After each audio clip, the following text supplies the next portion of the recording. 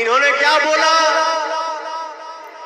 कैद कर लिया गया, कैद कर लिया हूं। अरे इस ब्रह्मांड में हवा को कोई कैद कर पाएगा? नहीं, सही बात है। आपके दुनिया में हवा की कैद कर पाई रे भैया? एक ताली बजा दो पहुंचे एक अनुरोध है। हवा हई केनियो घुसब केनियो निकल जाए, ठीक लो। अब बिना होने के कामों ना चली के होके सांस रुक जाए, प्राण निकल जाए। जय हिंद, जय भारत, जय श्री राम, जय श्री राम।